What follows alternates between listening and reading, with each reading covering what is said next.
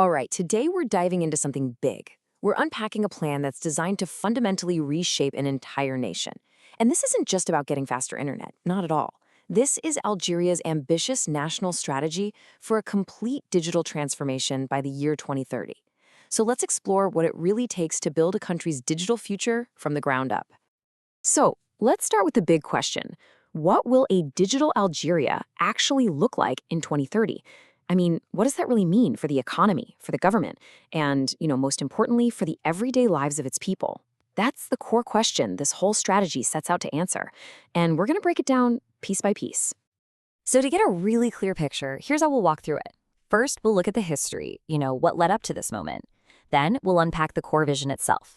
After that, we'll break down the 5 key pillars of the strategy, look at the hard numbers and the specific targets they're aiming for, and finally, we'll explore what this new digital reality could really mean for everyone. To really understand where you're going, you first have to know where you've been. And Algeria's digital journey, well, it didn't just start yesterday. The foundations for this have been under construction for decades. The groundwork for all this was actually being laid a long time ago. If you go back to the 1960s, foundational research centers were already being set up. Then the 70s brought specialized universities, and that was followed by the first real IT companies in the 80s. By the 90s, things were really opening up to the internet, and then the 2010s saw a huge step forward, the National Identification Number. That was the key that unlocked modern biometric documents. You see, every single one of these steps was a crucial building block for what's happening today. But here was the core problem. Imagine you're building a super high-tech car, right? But the team designing the engine has never even spoken to the team building the chassis. That's kind of what was happening. You had all these projects, many of them really successful on their own, but they were all happening in isolation, in their own little silos within different ministries. Without one single unified vision to tie them all together, their combined impact was just limited. The whole pace of change was stuck in a lower gear. And that's exactly where this new strategy comes in. It's designed to be the fix for that fragmentation. It's a powerful, unified plan to get every single part of the country pulling in the exact same direction, all towards one shared digital future. And the vision here, wow, it is incredibly ambitious. The goal isn't just to play catch-up, it's to become a continental leader. That signals a massive strategic shift, positioning Algeria as a major digital hub in Africa. It's really a dual focus. On one hand, build a digital economy that creates wealth, but on the other, do it in a way that gives high-quality internet to everybody and protects the country's social fabric. So, what's the philosophy driving this whole thing? Well, it's built on a bedrock of core values, things like transparency and equality.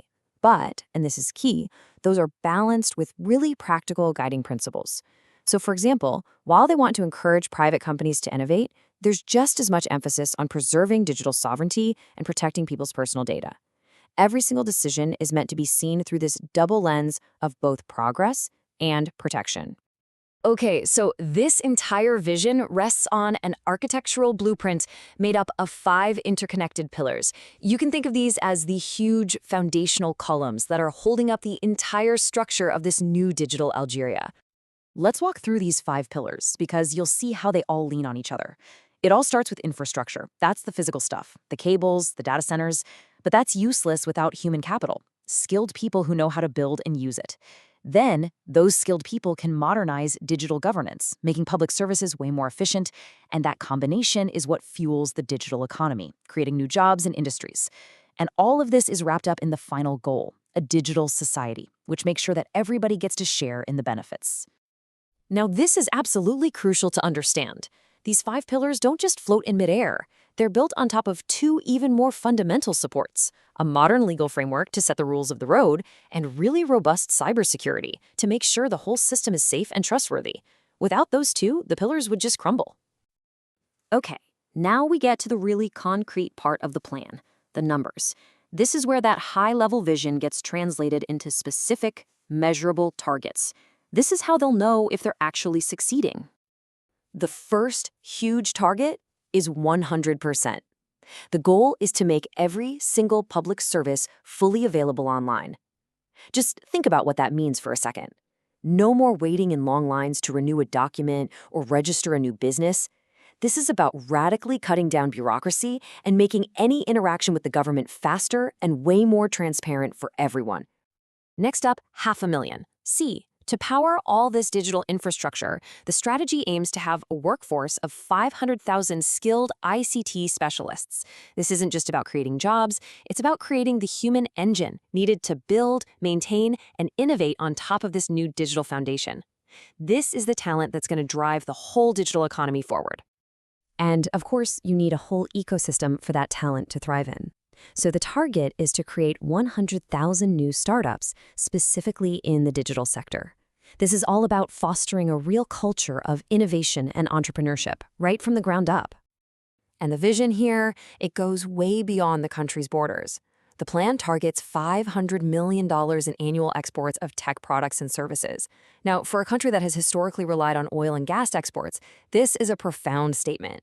It signals a major strategic pivot towards becoming a creator and exporter of technology, diversifying the entire economic base.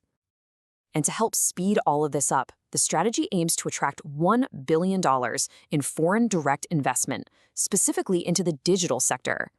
This is all about bringing in global money and expertise to help build a truly world-class digital economy.